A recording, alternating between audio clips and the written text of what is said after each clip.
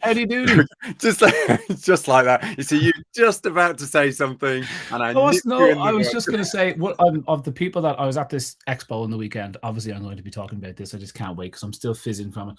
But I was at the expo, and you get to meet a lot of the people that pop up on the side of the screen at some stage. Brent, it looks like there's been a 10-second delay.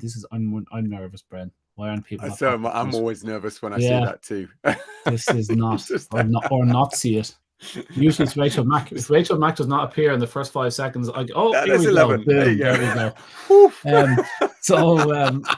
Yeah, but when you see these people along the side, like I met most of them. I met most of them at that expo, and so they come up to you, and I don't know. You can't click on these profiles and see what they look like. No, it's not quite like Facebook. I can't click on these images here that comes down the right hand side. Maybe you can. Most of them have their dogs anyway, so don't worry about it. Yeah, but it means when you Rach Max there, brilliant. There you go. Yeah, look, and I met who else did I meet? I met Janet Nixon, who I couldn't believe what Janet Nixon looked like. I said, "You're Janet Nixon." I had this completely different picture, so I couldn't marry the two in my head. Rachel Mack. I've cheated a little bit because I've had video conferences with some of these guys, so I sort of know what some of them look like. So that's a little bit. But anyway, tell us more about the expo because it was a great time. Shame we couldn't all come, but Nicola Cresswell, Deb Aston, I met all them.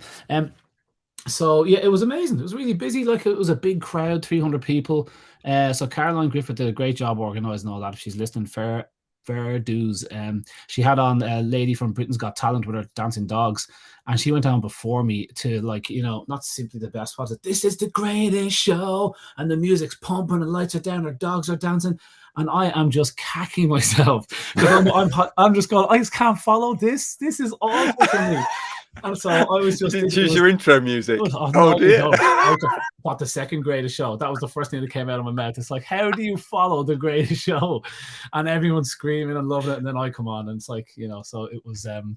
But anyway, it was good. But it was a big crowd, and I have to say, for the first time, I was a little bit shocked. I was like, "Oh, that's quite a big crowd," And so that was the first time that's happened to me, and it's like, "Oh, that's great." So stuck for words, missed a few bits and pieces, but it went on grand. And after that, yeah, everyone was just so positive. Everyone's mad into it. Good trade stands there, meeting people before, during, and after. It's just unbelievable. It was so good. I'm buzzing after it, and you get so many ideas and so many well wishers afterwards, and keep up RPM please, and all that kind of stuff. Missed the two of you, and all that kind of stuff. So it's just great. I just have a notebook full of ideas after it, and I can't wait to get on now. So it was good.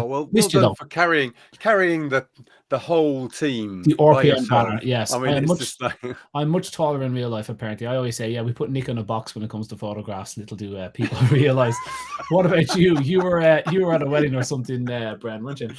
Oh yeah, bless. One of my nurses got married on Saturday, and as Charlie was walking out the church, she was walking in.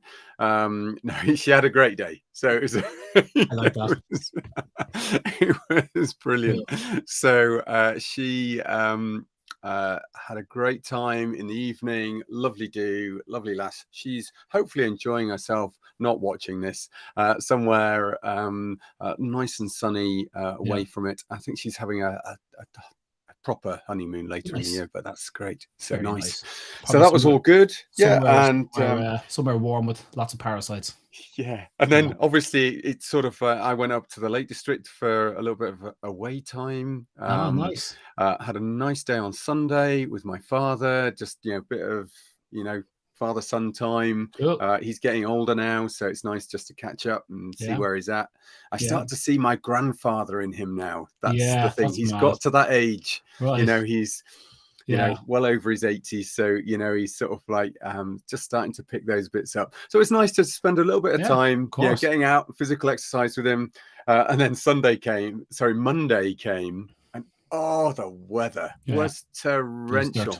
Yeah, absolutely. And hence, guys out there, I'm really sorry, but this is one of the reasons that Nick is not with us. Oh yeah, yeah. Barely noticed. Sorry, Nicholas, if you're listening. I forgot to say it. Ouch. Yeah. Nick took it upon himself to go for a great walk, and so he went for a very, very, very long walk. Heavy going with a bad ass, they say in Ireland, and so he decided to go for a 20-mile hike, and I think we probably got halfway before the weather turned extremely nasty on him, and so he is now holed up in bed. And so there you go, guys. He is listening to us with a thermometer hanging out of his mouth. And so get God well. You said that. Get well soon, Nicholas. I was wondering where you were going to say hanging out of his. Yeah. I think you were warned by a 6-year-old about your mouth. Surely the only way you need to take a human thermometer reading. But look, tonight is first of all, patreon.com/raw pet medics. We are ever so grateful for anybody that drops onto that and can afford the price of a cup of tea or coffee, and many of you that I was meeting at that show do that, so I'm really, really appreciative of that. We all are, and thanks very much. If you can, great. If you can't, not to worry, it doesn't matter, we're going to be here anyway. And tonight we, largely Bren, are going to be are going to be talking about strange little critters. A few of them you've heard of, and a few little factoids about some bits and pieces out there. Where would you like to start, Bren? There's just so many doozies out of us. You know, having done the thermometer joke, we shouldn't really start at that end. I think from a point of view of, I love the way you say mainly me. Come on, you've been doing the research. Or is this just because you're hanging from the weekend still? That's a definite fact. I arrived Friday morning and was talking and whatever else from Friday, Saturday, and then by Sunday I was hanging on. But you get through Sunday on the adrenaline, but by Monday and the weather and the late plane in Birmingham, and I'm like, oh my God, I just wanted to get home so badly. But nice coming back to the kids. Who wants to get going? I've got an awful lot here, not on Toxoplasma gondii, and I actually put up the wrong image as Bren highlighted. Of course, the cat with the cloudy eye, that wasn't Toxoplasma gondii, this very famous kind of parasite of cats and humans and all sorts of animals. What was it, Bren, that I shared of that cat? Well, to me, it looked more like a herpetic lesion of the eye from another thing, and it may be because lots of people get it mixed up with Toxocara. Okay, so there is, just as there is for dogs, there's one for cats, and that's the one that actually can cause eye lesions in young children. But I think we need to deal first, what is a parasite? Oh, yeah. And, why do we sometimes get disease from them? Yeah. And I think it's really important. And tonight, guys, is not going to be about how can we throttle them with loads of meds or anything like that. This is going to be a little bit of a review of some of the unusual stuff, how we can actually help our cats and dogs from hopefully getting these, and improve their health and their immune systems, and maybe some natural options to give them too. But firstly, what is a parasite? A parasite is an organism which does not benefit the host. It literally uses the host as its food source. So there's no mutual benefit like some of the normal gut flora. There's no great things. But what they would normally do, if they're in the right host, they will use that host not just for food, but also for a way of reproducing. For the internal parasites, that means they would usually sit within the gut or some area that they can pump out eggs and larvae, which are then be passed out in the feces in most cases. Few exceptions, and we're going to deal with some of those tonight. Yeah, as their name suggests. Yeah, but generally, that's what we're looking at. External parasites will feed off your pet, be no benefit to them. They may then drop off and lay eggs, etc., like fleas do, like ticks do, but then to come back to feed on the host. So that's what we want to deal with. That makes sense. Deal with internal ones. Yeah, and I guess it's interesting that the most successful internal parasites, which are the most widespread, the most successful parasites don't actually harm the host too much because they're trying to get their eggs done. I mean, of the ones that we're going to be talking about tonight, some of them are very rampant, and they are really good at what they do, as we're going to learn. So yeah, they are just really brilliant. They can cause a bit of damage on the way, and they can go wrong and all that kind of thing. But what about gutworms, Bren? Do they always build to such a point that your dog gets dangerously ill? And I'm including all of them in that: roundworm, whipworm. Do they always build to a treacherously dangerous, instantaneously dangerous point? Not at all. And the point is that actually they are so good usually at hiding themselves that actually that's how they can spread so vastly, through populations. Because, if they killed the pet there and then they're not going to be able to spread around a big population, because, it's just going to be overwhelming. Bang, that's done. Yeah. You're out of it. Okay. They don't get to move from that. Once the dog is dead or the cat is dead, they're dead. Those worms can't wriggle out and reinfect. They rely on their eggs being distributed to actually reinfest. Let's go through the general cycle of intestinal worms. For especially the roundworms, is that you ingest the eggs, which are effectively hatching into larvae. They are swallowed, get into the intestine, and this is an important bit, usually where there's a level of inflammation encourages them to then pass through the gut wall. Oh. And then they pass up through the vessels to the liver, effectively go through the liver, up through the diaphragm, through the lungs. Bloody hell. And then come out into the airways, okay, where they then are always maturing, where they're then coughed up in the mucus and swallowed and go back into the stomach. And at this point, they're maturing into full adult worms, which then have the mouth parts, instead of to burrow in and do what the larvae did, to actually latch on and start feeding. Wow. Once they've done that, you've got, in normal roundworms, up to 200,000 eggs a day. That's is what insane. A single roundworm can produce. That's so insane. You imagine you've got one, hanging around. It can do enough to spread everything. You will never know that that dog has a worm. It will just be distributing eggs.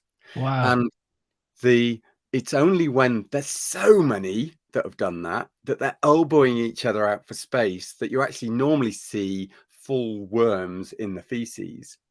So that's why, well, I never see worms in the feces. They can't have worms. That's not how you look at whether your dog has worms, because if they're elbowing each other out for space, that worm is then dead. If it's in its entirety and it's in the feces, that's a goner. It's never going to reproduce again. That's done. So the parasite doesn't want to do that. So this is why we always talk about worm egg counts as being so important. Now, also be aware, if your dog has a worm egg count of 1 or 2 or maybe even 5 eggs per gram of certain worms, then it could be that they're ingesting the worm eggs and are actually passing all the way through. So if they've gone and properly troughed down on feces that's out there, but their gut is relatively healthy, then what may have happened is that they've chomped those through and passed them out the back end. Oh, that's interesting. That's why when we look at this, we look at a 25 eggs per gram as being that cutoff, above which it's unlikely that they've ingested these eggs. It's more likely they're producing these eggs. So 25 eggs per gram. Yeah. So that's the why there's that cutoff. Now, if they've got less, it's not, oh, they're not got it, don't worry about it. It is, they may have just not been producing a lot of at that time. So we advocate retesting a week later and maybe distributing over 3 different defecations to retest rather than just one, just in case there was a cycle of production. Yeah. Okay. So do look at, don't overly get worried if you see a very low worm egg count, but do retest. But if you're negative, pretty much we say just retest 3 months later for most people. If there's loads, if it's 200 eggs per gram, then really you need to be embracing at least some of the herbal wormers. Some of the other options we may touch on, but I'm not advocating that you use those. They will have some environmental impacts. There will have some risks Yeah, we've with side covered them. effects. We did a couple of So shows on worms, and they can look at we did. those. So they can look Yeah, back at that. yeah, So yeah, we're not going to go too much into that, but I yeah. would certainly say, look, if that's the case, yeah, I've got spaghetti bolognese tonight as well. That's my meal after this, so it'd be great. Yeah, get your dinners Thanks, finished. Lorraine. We're starting with the friendly ones, by the way. It goes Yeah, it downhill gets from here, worse. believe me. So that's interesting. Do you know what you So said back there about the worms and gaining entrance?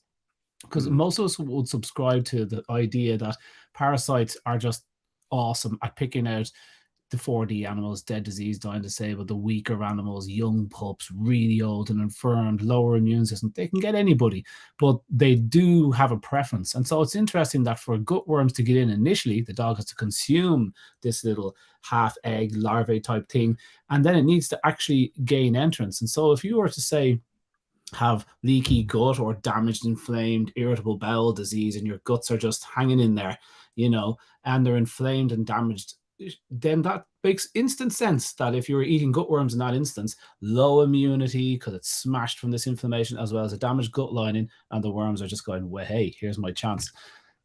And there is one more addition to this, and this is where else they can come from. And many people don't realize that actually the majority of Toxocara have probably passed into your puppy when they were still in the womb or feeding from mum. Because at that point, that's when their immune systems are lowest. And therefore, the migrating larvae from the mum under stress, which is being pregnant, basically will come out from the muscle where it's been hibernating and effectively run its way through the placenta or through the mammary gland and be ingested. But if it's coming through the placenta, it's straight into the bloodstream.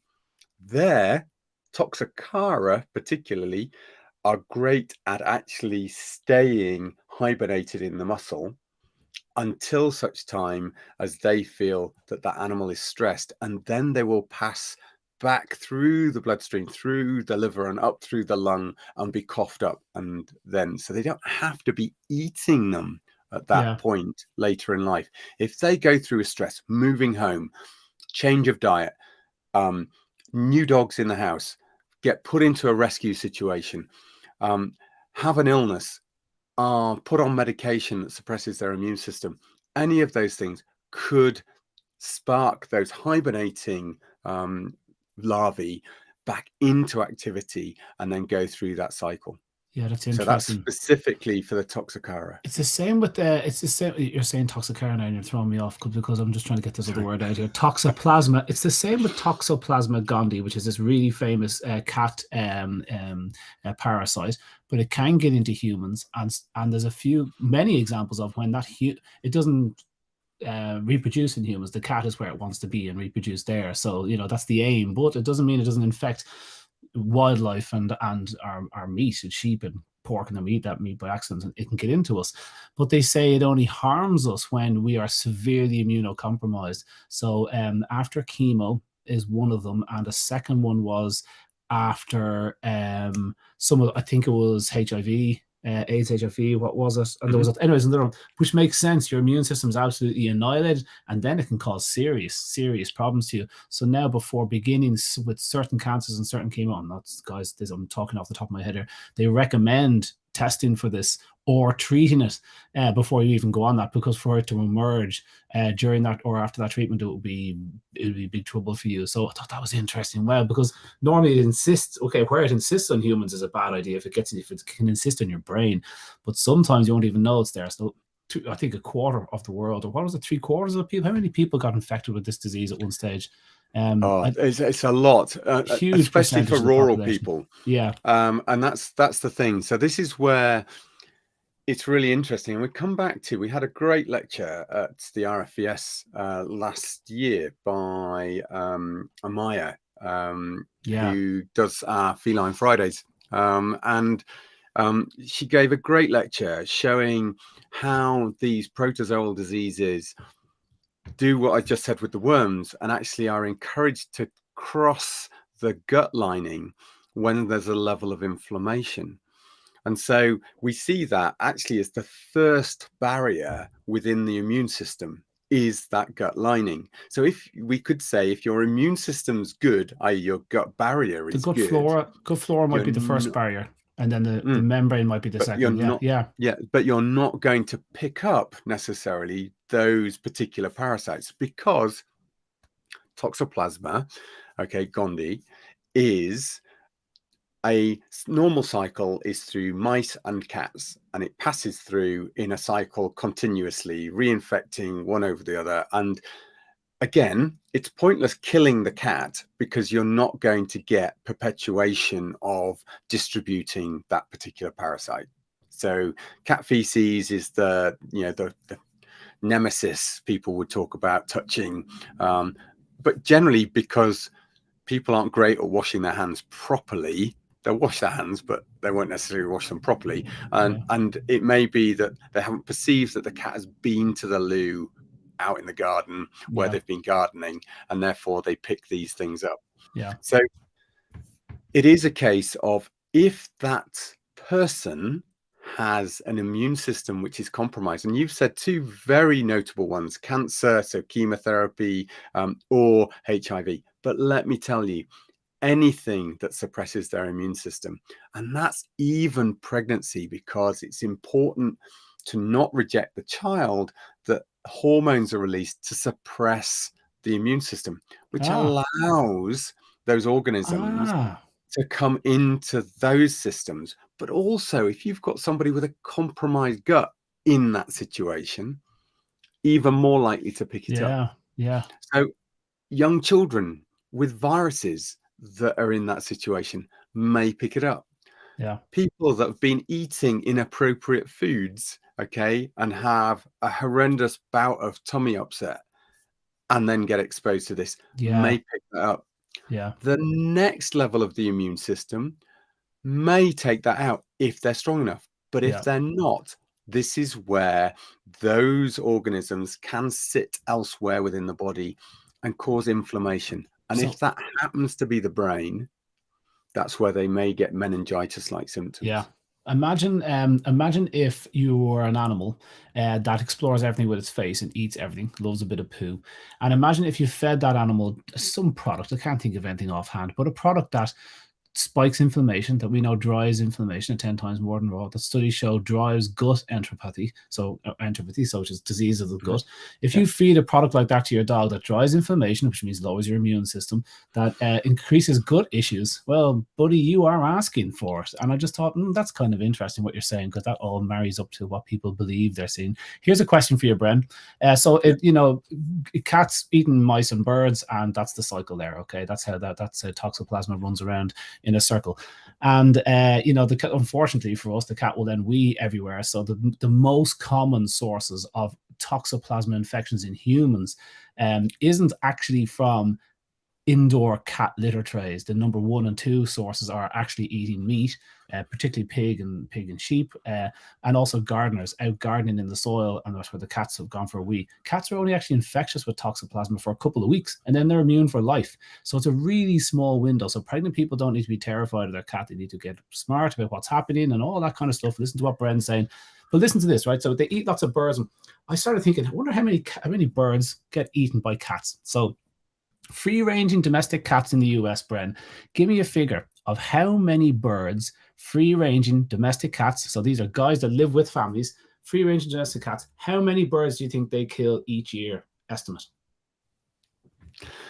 So I know, so there was some data that said 85% of cats had bird or mouse DNA in their feces, even though the owners perceived that they were being fed conventionally without any exposure to those, to that wildlife. And that, I think, actually also crossed over to those that perceived that they spent the majority of time in the house or within vision.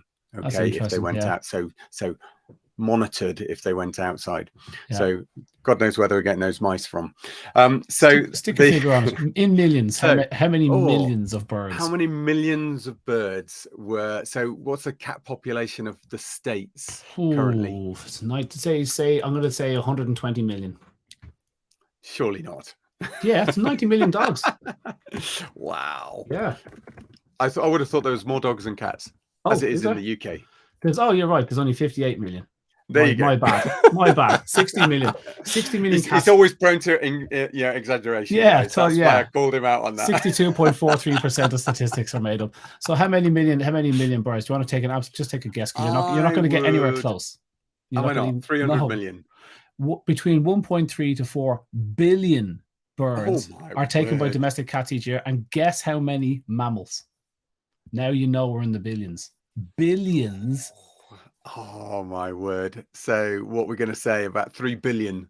6 to 22 billion mammals based on a huge sample of isn't that unbelievable? That came out 2 years ago.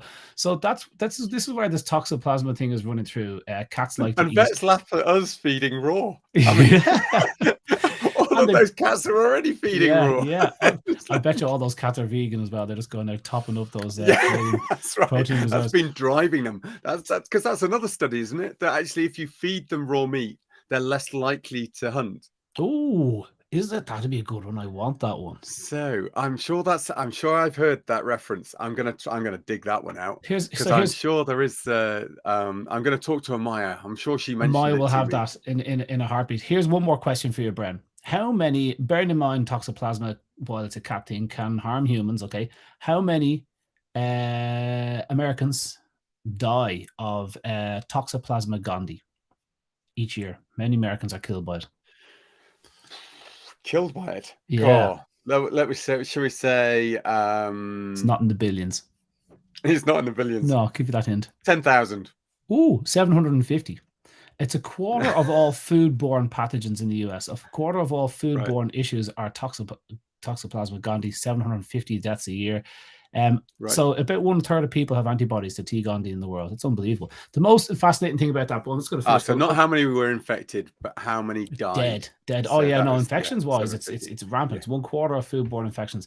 I'll finish. Just want to get through this one little bit here. The zombie rats. We've heard about the fact that toxoplasma gondii unbelievably makes rats and mice seek out cat wee. So I mean, what an unbelievable adaptation! How clever! So the rat and the mice don't mind the smell of cat wee; they're attracted to it, and they go, "Oh, cat wee, cool!" But when there's cat wee, there's a cat, and then it gets eaten, and toxoplasma go, "Ha, got you." And so I'm reading about this, knew this was coming up, and some people mightn't have heard that stat. Most people have. But did you know they're not the only animals that get caught by it? Chimpanzees, when they get infected with toxoplasma gondii, they don't cook their meat. They're more attracted to leopards. Can you believe that? And leopards are their only proper predator. And so I just thought that was incredible. And then I thought, is it possible in humans? Absolutely, it's possible in humans.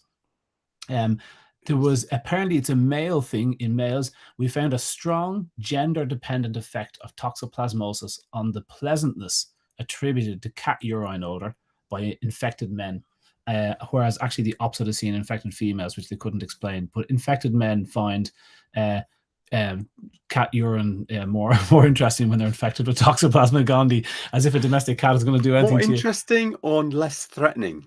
Because that's an interesting one. Some people are super sensitive to the smell of cat urine, and other people are almost oblivious to it. And I wonder whether it is that, they become, it's not a problem. Yeah. Or like maybe this is the way crazy cat women actually have husbands a lot, because they just don't mind the smell of. They don't mind the smell of cat wee. They don't mind the smell of cat wee. I'm just saying. People. Oh, I'm saying okay. No, but if you had 20 cats and your house stank, he says with a cat behind him. Yeah, you're always going to defend them. I'm not going to be able to get this out. But you want a male with a toxoplasma gondii infection, and then he won't mind the smell of the cat wee in your house. And then I've got one more interesting bit. As Amaya had said, actually, people with latent toxoplasma infection were found to be 2.5 times more likely to have obsessive compulsive disorder and 2.7 times more likely to have learning difficulties. Ooh, that's interesting. The last bit, Amaya, you made reference to Amaya. She said, unbelievably, that toxoplasma gondii is switched on, let's say, by linoleic acid, omega-6, and not oleic acid, which is omega-9, which is from meat. So Linoleic acid is your plant oils. It's your plants. It's your plant. That's linoleic acid. And so it likes that. And the experimenters, when they first discovered this, only not too long ago, they took the dogs just after scaring the life out of me. Don't be busting through when I'm talking about scary things. Oh God, scared the life out of me. But yeah, but the thing that should scare you is the ghost that's behind you. Yeah. But so what was I saying? Oh yeah, so they took different animals, and you can pump them full of omega-6, and this bug likes it. So the point is that this animal is turned on by plant oils, by linoleic acid. Now I'm butchering the explanation for that, but I just thought that's very interesting, because pet food, the plant-based pet food, high carbohydrate pet food, is really high in omega-6, and that's the problem. You want omega-3, which is, if you're eating meat, you're getting omega-3 and omega-9. And you're not getting all that omega-6. So I'm thinking that's very interesting, that another thing about particularly plant-based pet foods, actually drives up omega-6, which is actually attractive for Toxoplasma gondii. Anyway, look, that was my last little interesting bit on that. There's a heap of parasite suggestions coming in here, Bren. They wanted, going back up to the start, 2 people came in and are all saying, what about lungworm? When you were talking about the entrance to that to the body, can you talk a little bit about lungworm and tell us a bit about that? Yeah, so look, there's some main differences between what we consider lungworm. Now, lungworm we would consider affects the chest, okay, so may cause a cough. And really we need to differentiate. There's a big one that's talked about, is Angulostrongylus vasorum, okay, which is actually closer to what heartworm does in where it resides, in that it will reside in the major vessels around the heart. Okay, now this is one which can be ingested from snails and slugs. It has been reported that if you leave dog bowls out, that it could be that those eggs are found in the slime that those slugs and snails leave on dog bowls. But we all know, as raw food feeders, we're going to clean our dog bowls. So what's your problem? Okay, it's more likely that they are going to come from ingestion of slugs and snails. And this certainly is how it passes from fox to fox, because it doesn't just affect dogs. Okay, so you think of the scavenging species that are out there that may come to ingest those. You know, foxes are classic. Actually, yes, the obvious one is going to be hedgehogs and those sort of small mammals that are going to ingest those. But generally, that's how our dogs are considered to get it, is by ingesting these things or contaminated feed bowls from those. And yes, it was usually a continental thing, so continental Europe, and it has passed with a lot of toing and froing into the southeast of the country and is slowly moving north. Lots of threats, because it can cause clotting disorders, because it lives in the major vessels of the heart. It naturally will try and thin the blood, stop it from clotting around them, because you don't want to kill your host. So it may then cause bleeding disorders.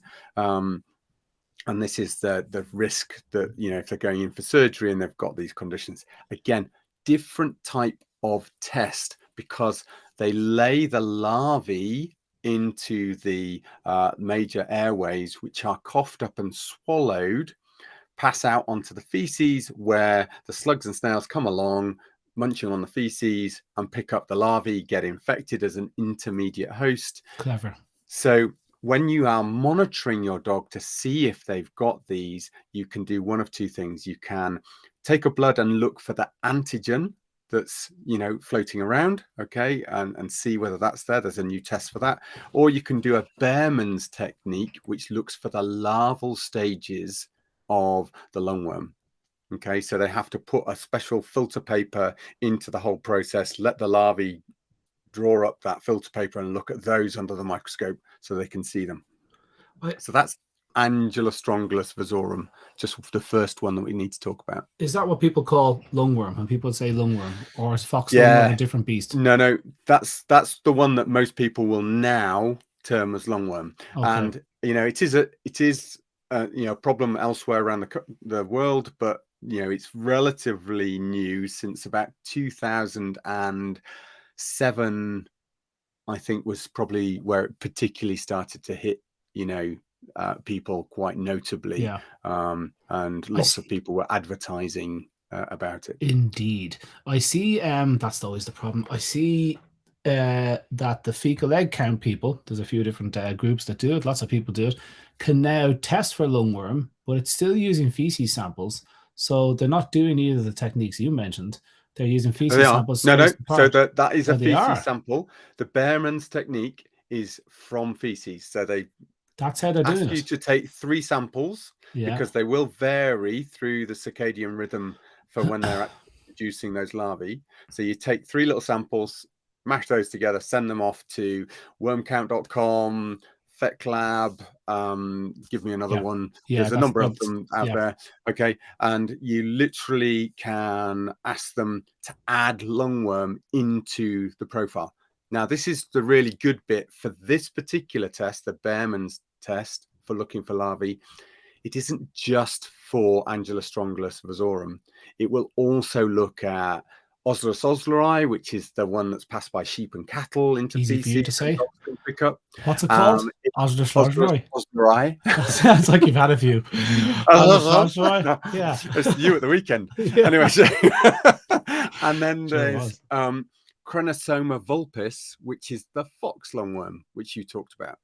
Okay. Now, these would, rather than being totally life-threatening, may cause a chronic cough in your dog or cat because they will create little nodules where they sit truly within the lung in the larger airways and the bronchi. Okay. And there, as little nodules, cause an irritation. Now, the benefit for them is as they produce the eggs and larvae, obviously those eggs are going to be coughed up on the mucus that their irritation is causing and swallowed more often. Therefore, they're perpetuating that level of stuff. Now, the fox, so if your dog is out there eating fox muck, okay, you might think, oh, filthy habit, wash their mouth out, maybe I just need to give them some more vitamin Bs. But it is worth getting a worm count done for looking for larvae if that happens a lot, because especially if they start with a low grade chronic cough. Can you describe that cough? Susie Greaves asks, what sort of cough are we talking about? A deep lung cough or a I'm trying to clear my throat cough? It's probably more a deep lung cough. It's a bronchitis sort of cough. It's going to be more of a smoker's cough. Okay. Jeez. All right. I'm thinking because of where the worm is, conventional worming techniques probably aren't effective. So a single dose isn't necessarily that great. Okay. Now, interestingly, for Angulostrongylus, which is in the bloodstream, yes, some of the ones like milbemycin, okay, some people won't like, but it's better than some of the other wormers that are out there. A single dose, which lasts in the body for 24, 48 hours, will probably deal with 90% of those infections. But you've got to be careful. If they've got a huge level of lungworm problem, as in the Angulostrongylus, within the vessels of the heart, and you kill them en masse quickly, this is probably the #1 reason for horrendous side effects. If your dog has huge numbers of worms in their vasculature and you kill them en masse quickly, then of course what's going to happen? The body's going to react massively to all of those dead worms within the bloodstream. So you're going to risk disseminated intravascular coagulopathies. That's easy for me to say, but that is basically where you get lots of clots forming all throughout the body, using up platelets, risking bleeding episodes, all of those things that you really don't want to happen to your dog. So you've got to be really cautious. If you've got positives, then think, you can start to improve your dog's immune system. Try and reduce some of those worm egg numbers, okay, some of those worm numbers. Then you've got to look, and that could be through using some of the herbal wormers as well, okay? And then keep monitoring, maybe get an ultrasound done check levels that the heart may be affected before you choose carefully with your vet what treatment you're going to give. Okay, so it does sound like you're going down the chemical route once you are No, herbs first. Herbs first, because you may find that that's sufficient. If your immune system can deal with them and you can support that, that might be sufficient. But at least monitor. Don't just give those herbal wormers and assume you're done. Definitely work with your vet to make sure you clear that infection. Sasha wants to know how long lungworm takes to cause a problem in dogs, please. The conventional working advice is monthly for lungworm. So that's purely and simply because although the treatment of milbemycin may be a single dose, it will only last 24 to 48 hours in the body. Okay. However, if they ingest a larvae, it will pretty much take a month, whether that's an intestinal worm or a lungworm, to go through a cycle to an adult. So therefore, if you just do them on a monthly basis, you should be dealing with the worms as they mature to an adult. Now, when it comes to if you're in a high-risk dog and you've decided to use a herbal option and you are finding positives on the fecal egg counts, this is where you may consider actually they're high risk, they're doing inappropriate things. If you really can't stop them eating foxmuck, eating slugs and snails, you can't change what's happening out in the yard, for looking after your pets, that you're just chucking them out in the garden and they're doing what they like for however long. Then if you can't change those, you may have to resort to some of the herbal wormers constantly. Now, Nick's quite happy with this, and there's some great products out there like Vermex that do that. But for me, I prefer to test then treat. Look to see, have I got a risk patient? Then treat appropriately. And if the herbs are working, brilliant, done. If they're not, don't just go, I can't do anything else. You need to step up what you're doing. Are you supporting the immune system better? Are you getting the gut sorted? All of these steps before you even get to, can I use a conventional wormer? If you are going to use a conventional wormer, be very careful. Now, we've talked about fenbendazole. People are out there advocating it, a little bit like ivermectin for improving the immune system against COVID, was talked about. That's a wormer. You can't say you can't use chemical wormers on one hand and then go treating the immune system and fortifying it with the same thing on the other. So make up your mind. Either these are super dangerous, you don't want to touch them, or they're going to help. And you need to look at doses. So fenbendazole, people will talk about, it's brilliant anti-cancer drug. Well, hold on. It's also a wormer. And you may need to embrace that for treating fox lungworm, so slightly different to the Angiostrongylus, because you may need to be giving fenbendazole over a long period of time, sometimes up to a month on a daily basis of a specific dose in order to rid them. Now, they say start with 9 days, then retest. And if you've cleared it, you've cleared it. But you may have to go as long as a month if you were just going to resort to that and you didn't want to look at anything else. Take advice, look into all of the options that you have. There's some great products out there. I think there's something called Canex, isn't there? There's all sorts of things that are out there, from seaweed products that could be really useful. You tell us a bit more about that. You're a seaweed man. We're all still using because remember only half a year ago you kind of said how many studies are behind that. There's most Irish people know about red seaweed during the famine. It's an antihelminthic. There's a product compound in it called kynic acid, and if you look at particularly some of the Indian stuff, a lot of kynic acid is one of the things they use. Red seaweed, and it's not the only thing. It's not the only plant that contains it, but that's one of the compounds. But the amount of studies in support of that are weak. And so I was appalled at that, because I think, red seaweed and pumpkin seeds. Everybody knows about pumpkin seeds, particularly some species of pumpkin. Cucurbitaceae is the group of vegetables. I mean, cucumbers are in the family, and pumpkins and all sorts. But particular pumpkins like Styrium pumpkins have loads of cucurbitacin. So most people feeding EU organic pumpkin seeds are hoping for some anti-helminthic protection from that. And your natural question was, is there studies for that? And I'm like, well, poo, no. There isn't like a really effective. But then when you look at rose geranium oil, all the studies for rose geranium oil for keeping away fleas and ticks, it's all on cattle. There's nothing on cats, dogs, because it hasn't been looked at. These studies cost a lot of money. You know, drug companies do them. So you're bereft of the actual critical study to hold up to people, like you have for some things, like you can say brown seaweed cleans dogs' teeth because they did studies on it because they wanted to show you so they could sell the product. But in this case, we're a little bit adrift for support of natural worming preventers. So even if you look at the ingredients of, and I am a supporter of Vermex, I think it's a good product. When you look at any of those products individually, or ingredients individually, there isn't like a solid cat or dog trial that you can say, oh, that just annihilated the worms.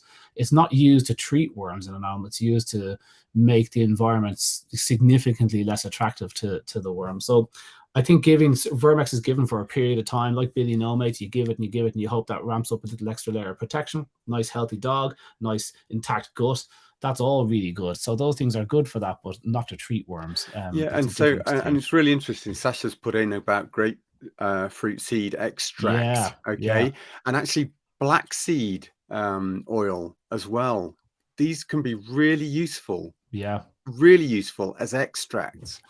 But my concern with, as you said, the pumpkin seed, it's out there. There's actually studies to show where they've trialed it in farm animals, and that it's been shown to be ineffective, because although the active ingredient, if extracted, would be really useful, when you give them just ground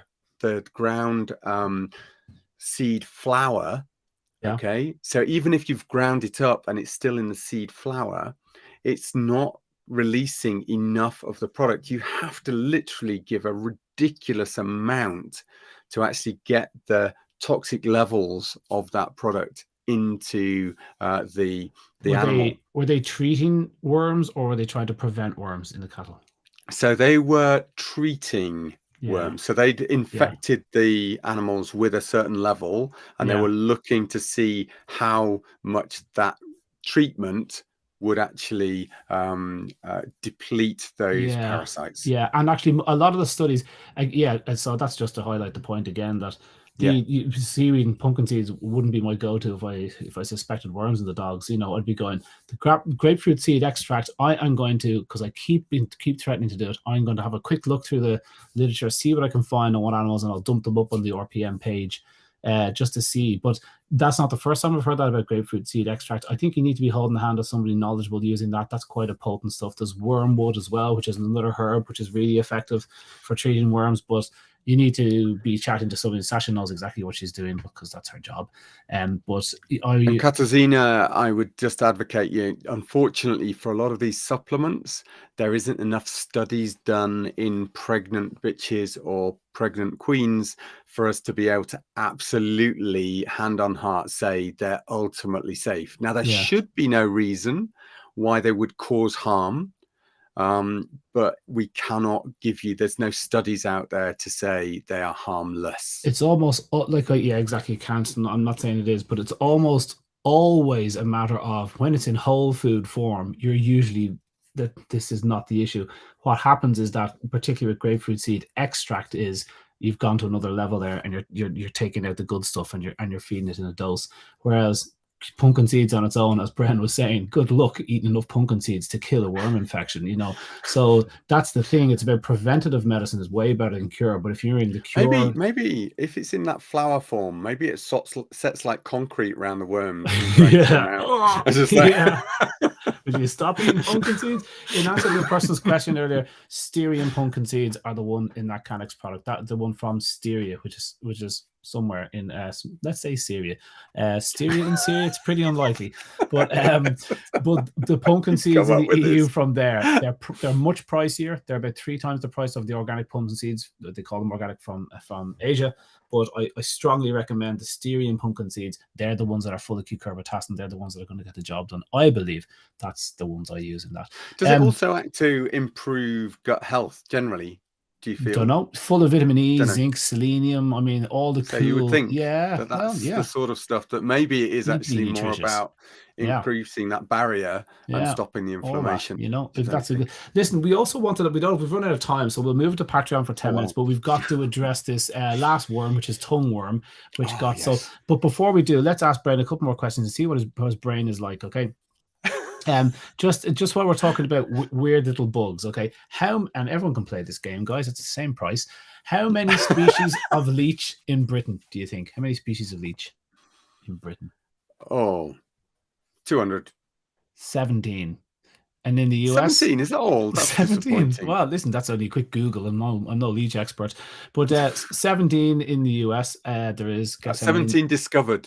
Yes, of course. You could easily be another 183 lying out there, Bren. But Bren said there was 200, so I think we should keep looking. Maybe they're just not looking hard Never enough. prone to exaggeration. And in the US, how many more species do you think there are in the US? Just to give the Americans a... Then let's say 50.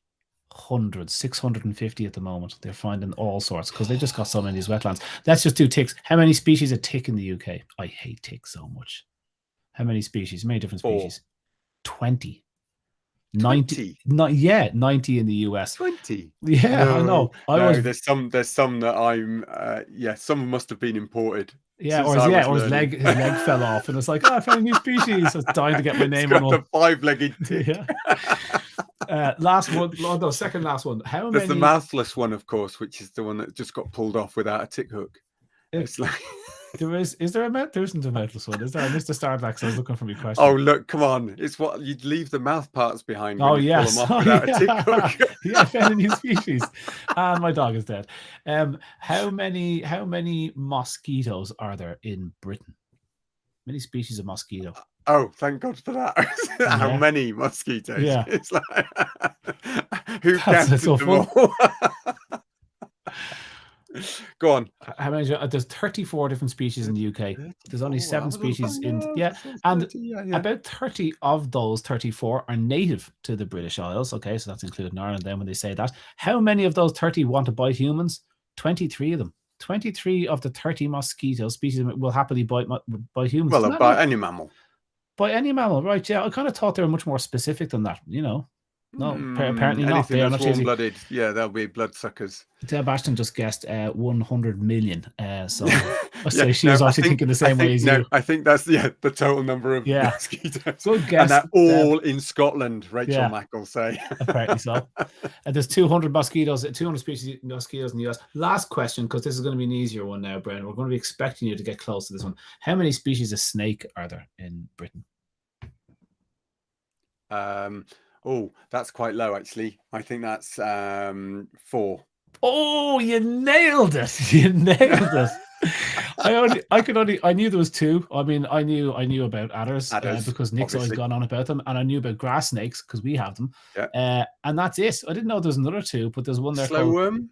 Yeah, the slow worm. How could you call a snake a slow worm? Had to Google him. Never heard of him. Oh, usually in rock walls. I've seen quite a few. Even up in the lakes. Yeah, they sit in the dry stone walls. So as you're reconstructing, what insects, anything that's around that's appropriate size, up to even small voles and mice and stuff like that. But they are, so when you do a lot of stone walling, the sort of stuff that you do when you do conservation, so you're rebuilding dry stone walls all the time, that's when you'll see them in the summertime. Cool. You catch them at that point. Nice. And the last one is a smooth snake. And I was just thinking, what genius called him a smooth? What do you want to call him? A smooth snake, as opposed to what other type of snake? You know what I mean? Aren't they all smooth? How do you run on your belly if you've got lumps and bumps? Look, that is it, guys. So there was other bits there, but we're just running out of time here. So we want to do a tongue worm, and let's just give that a quick 5 minutes. It deserves a battering because of what's going on. So tongue worms is a hot one. So let's move that to Patreon. What do you think, Brent? Yeah, okay. Other than we've got to say, look, it's a tongue worm because it's shaped like a tongue, not because it burrows into your tongue. I'm actually surprised I didn't know that. I did think it was in the tongue. I didn't think to look. Little factoid, really? Did you not even look it up? I didn't think to. I didn't look at life cycle stuff. I just went straight to, anyway, the darker stuff. But that's mad. Okay, interesting. There we go. So yeah, if you want to join us over on Patreon, please do. It's great to see you all, and thanks, guys. You've been marvelous tonight. We've loved to watch the messages as they come up. That was very busy, as always. Yeah. And yeah, hopefully we'll be back with Nick next week if he can drag himself out of his bed. Yes. Yeah, it's been great to see you all. Yeah, absolutely. See you all over on Patreon. Toodaloo.